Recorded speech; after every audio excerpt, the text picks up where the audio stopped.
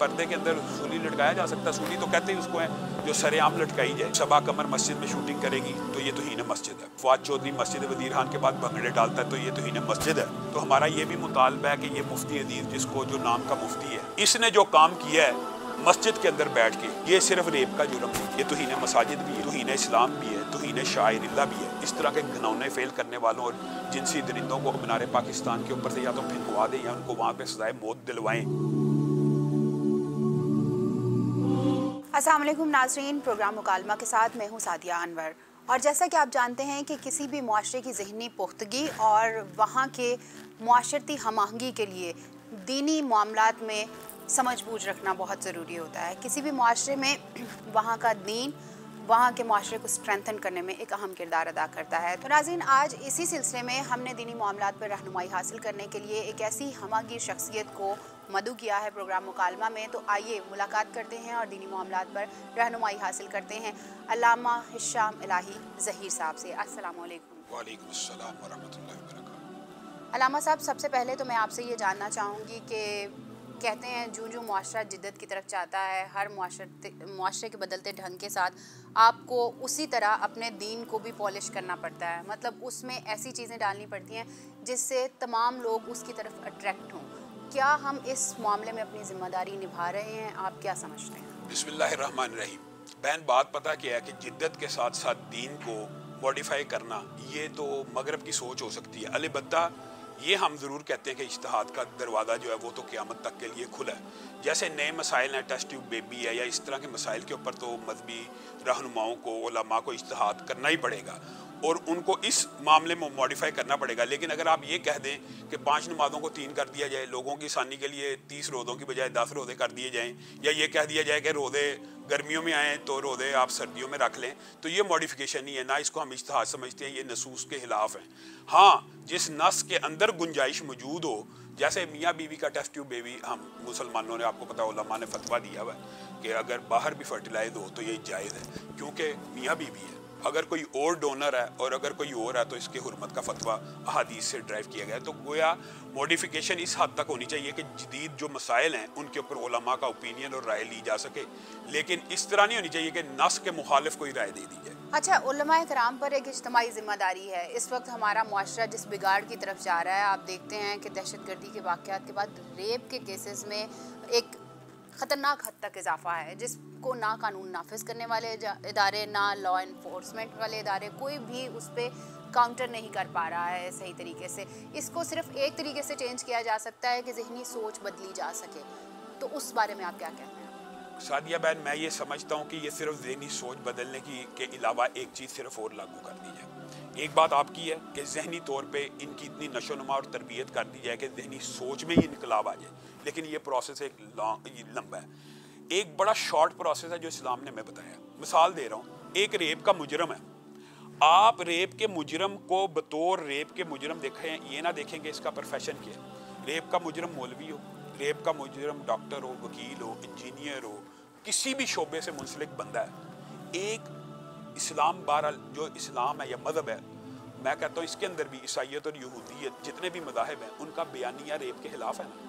कम अज़ कम वो रेप को प्रमोट तो नहीं करते, बयान मज़हब का जो इनर बयानिया है वो तो इस बुराई के खिलाफ है ना। अब इस बुराई के खिलाफ तीनों मज़ाहिब का इत्तफाक है। एक मज़हब के अंदर से कुछ तहरीफात हो गई, मैं उसको चलो बात नहीं करता। इस्लाम में तो रेप की जो सज़ाए मौत है। अब मुझे बताएं, आप भी अगर कहेंगे ना कि रेपिस्ट को सज़ाए मौत दे दी जाए तो आपके सामने भी हमारे ही मुआशरे का एक सेगमेंट खड़ा हो जाएगा कि रेप बहुत बुरा है, रेप बहुत बड़ा जुर्म है, लेकिन कैपिटल पनिशमेंट नहीं होनी चाहिए। हमारा मुतालबा उसके साथ ये भी है कि एक बंदे को आप सज़ाए मौत दे देते हैं कि मुआशरे में चलो कंसेंसस हो गया कि रेपिस्ट को ज़रूर देनी है, तो आप पब्लिकली दे दें, सरेआम दे दें। आपको सरेआम देने में सिर्फ ये चीज़ माने आती है कि इस्लाम का हुक्म है। कुरान पाक के अंदर युकत्तलू युसल्लबू के जो लफ्ज़ हैं, तो अब बताया जाए सूली कभी पर्दे के अंदर सूली लटकाया जा सकता है? सूली तो कहते ही उसको है जो सरेआम लटकाई जाए। और फिर कुरान पाक के अंदर सूरत नूर की आयत है कि जब ये इस तरह की सज़ाएँ दी जा रही हों तो एक गिरोह उन सज़ाओं का मुशाहदा करे। मैं ये समझता हूँ कि रेप की ग्रेविटी तो वो मेरा जिस्म मेरी मर्जी वाली ख़वातीन कहती हैं कि है, लेकिन वो बिर्रज़ा और कंसेंट की ना ग्रेविटी एकदम कम कर देती है। बिर्रज़ा भी बहरहाल हमारे इस्लाम के अंदर, शरीयत के अंदर जायज़ नहीं है, मुमानियत है। तो गोया हमें ये डील इस तरह करना चाहिए कि चलो अगर आप रेप के ऊपर हमारे से इत्तेफाक करते हैं कि हर रेपिस्ट को सजाए मौत देनी है तो आप सरेआम दे दें। एक और चीज़ जिस पे मेरा जहन हमेशा सोचता रहता है कि हम इस्लामी जमहूरिया पाकिस्तान का दावा करते हैं, हमारे यहाँ ऐसी बहुत सारी कौंसल्स, बहुत सारी तंजीमें हैं जो कि इस वक्त काम कर रही हैं इस्लाम को स्ट्रॉन्ग करने के लिए, स्ट्रेंथन करने के लिए। आप देखते हैं कि अभी तक हम इस्लामी कवानीन ही नाफिज नहीं करा पाए, तो हम दावा किस चीज़ का करते हैं? ये बहुत बड़ा अलमिया। मैं ये समझता हूँ कि ये इस्लामी जमहूरिया पाकिस्तान हमने नाम तो रख ली है, लेकिन इस्लाम की जो बुनियादी सज़ाएँ हैं वो भी हम समझते हैं। देखिए, आँख का बदला आँख, कान का बदला कान, ये उन लोगों को बुरी सज़ाएं लगती हैं। हालांकि ये लॉजिक के ऊपर है। एक बंदे की आँख ज़ाया हुई है तो जिसकी ज़ाया हुई है उसकी तो हो गई, और एग्जैक्टली उसको अगर दूसरे को वही पनिशमेंट दे दी जाएगी तो मुआशरे से ही बुराइयाँ कम होंगी कि ज़्यादा होंगी।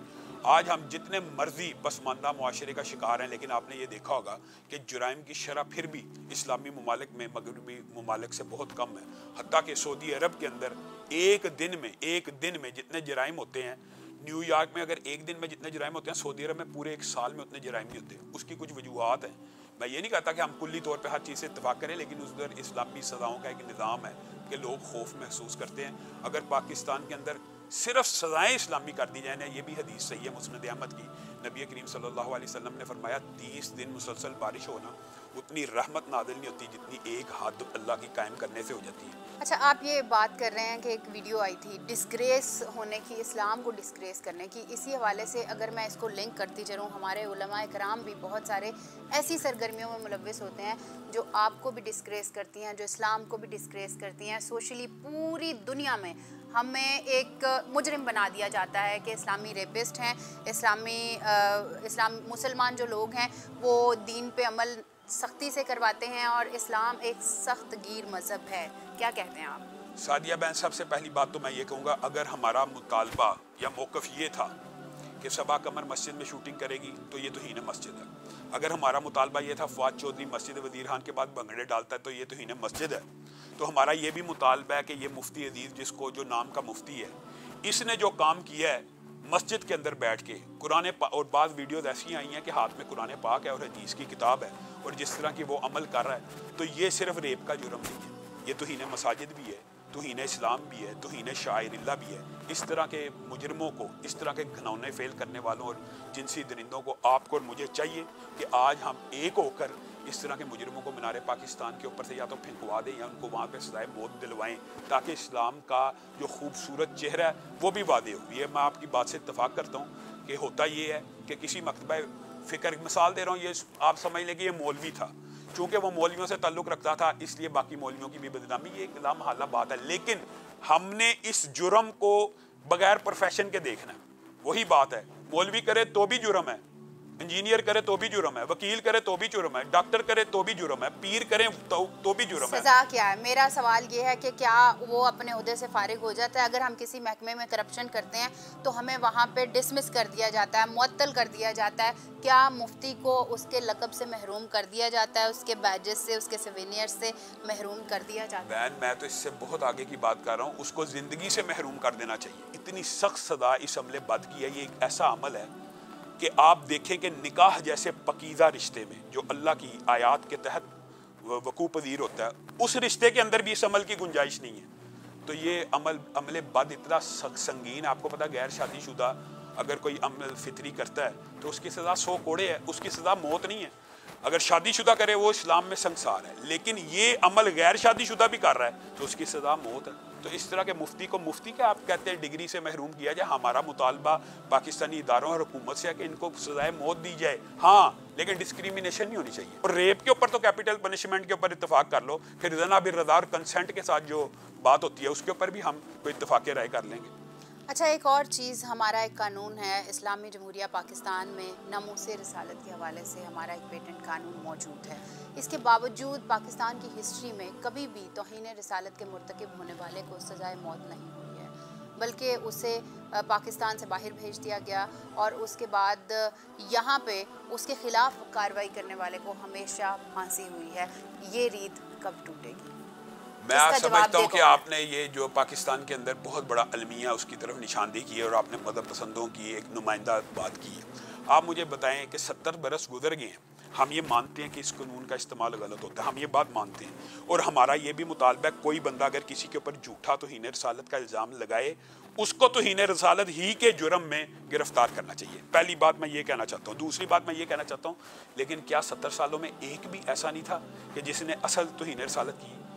یقینی بات ہے کہ ان میں سے بعض مجرم ایسے تھے کہ جنہوں نے کی تھی, لیکن ان کو بھی شیلٹر فراہم کیا گیا, ان کو بھی پاکستان سے بھگا دیا گیا. تو اگر ہم توہین رسالت کے قانون کے غلط استعمال کے بھی خلاف ہیں کہ غلط استعمال نہیں ہونا چاہیے, جعلی مقدمہ نہیں ہونا چاہیے, جو جعلی کرے اس کے خلاف بھی یہی کارروائی ہونی چاہیے, لیکن جنہوں نے کیا ان کو تو نشان عبرت بنایا جائے, ان کو تو سزا دی جائے. اور جیسے آپ نے نشاندہی کی ہے کہ الٹا جو مشتعل ہو کے یہ کام کرتا ہے ان کو نشان عبرت بنا دیا جاتا ہے, ان کو سزائے موت دے دی جاتی ہے. تو یہ تو المیہ آپ نے جو اٹھایا یہ بڑا ویلڈ ہے, اور یہ ہمارا مطالبہ ہے کہ توہین رسالت کے جو اصل مجرم ہیں, مرتکب ہیں, ان کو سزائے موت دی جائے. علامہ صاحب, آج کل سوشل میڈیا کا دور ہے, ہر علامہ, مفتی اور بہت سارے ایسے لوگ جو اسلام سے جڑے ہوئے ہیں وہ بھی اس جدید ٹیکنالوجی کا استعمال کرتے ہوئے اسلام کی تبلیغ بھی کر رہے ہیں, اسلام کو پھیلا بھی رہے ہیں, اور اس کے ساتھ ساتھ بہت ساری اور سرگرمیوں میں بھی ملوث نظر آتے ہیں. کس کو الزام دینا چاہیں گے, ٹیکنالوجی خراب ہے یا ہم خراب ہیں؟ میں یہ سمجھتا ہوں کہ جو بندہ دین کا طالب علم ہے یا جو بندہ عالم دین ہے یا معاشرہ ہی اس کو عالم دین سمجھ رہا ہے تو اس کو بڑا سینسٹیو ہونا چاہیے اپنی اس قسم کی غیر اخلاقی سرگرمیوں کے حوالے سے. ہمارے ہاں دکھ اور المیہ یہ بھی ہے کہ بعض ذہنی مریض لوگوں کو مفتی کہہ دیا جاتا ہے. ابھی ریسنٹلی آپ کے سامنے مفتی عبدالقوی کی بھی ایک ویڈیو آئی. کیا وہ دین پسند بندہ ہے؟ کیا وہ دین کا نمائندہ ہے؟ کیا دین کا طالب علم اس طرح کی غیر اخلاقی گری ہوئی حرکتیں کر سکتا ہے؟ تو یہ تو ہر بندے کے اندر ذاتی خود احتسابی کا ایک نظام ہونا چاہیے کہ میں اگر دین کا چہرہ ہوں تو میرا چہرہ بدنما نہیں ہونا چاہیے, میرا چہرہ برا لوگوں کے سامنے پورٹرے نہیں ہونا چاہیے. اور اگر تو کر رہا ہے, برا کر رہا ہے, تو تو دوہرا مجرم ہے. حضرت عمر نے اپنے بیٹے کے بارے میں, اور حضرت عمر نے کہہ دیا تھا اپنے بیٹے کو, اگر مجھے تیری شکایت مل گئی تو میں تجھے ایک نہیں دگنی سزا دوں گا, کیونکہ تیرے پہ زیادہ بڑی ذمہ داری ہے. تو ہم تو یہ سمجھتے ہیں کہ علماء کے اوپر اور دین کے طلباء کے اوپر دوہری ذمہ داری ہوتی ہے. ایک وہ خود دین کے اوپر تو عمل کرنا, ہر بندے نے اپنی قبر میں جانا, لیکن وہ عوام کے سامنے دین کا ایک چہرہ ہے. اگر وہ غلطی کریں, ہمارا یہ مطالبہ ہے کہ ان کو چاہے دگنی سزا دی جائے. اور جو بات آج کل معاشرے میں چل رہی ہے اس حوالے سے میں ایک بات ضرور کہنا چاہوں گا, آئیں اس اندر بھی جو جتنے بورڈنگ سکول ہیں, جہاں پہ ہاسٹل ہیں, آئیں ہم مل کے ایک ضابطہ اخلاق تشکیل کریں کہ وہاں پہ کیمرے نصب ہوں, ان کا بھی کوئی ضابطہ اخلاق ہو, تاکہ اس قسم کے ہر قسم کے جرائم کو ہم اس کی بےخدمتی کر دیں. کیمرے کی آپ نے بہت خوبصورت بات کہی. کہتے ہیں ہر چیز کا پازیٹیو اور نیگیٹیو امپیکٹ ہوتا ہے, تو کیمرے کا ایک پازیٹیو امپیکٹ تو یہ ہے کہ وی آر کیمرہ, ہم میڈیا کے سامنے چیزیں لے کر آتے ہیں, سچائی لے کر آتے ہیں.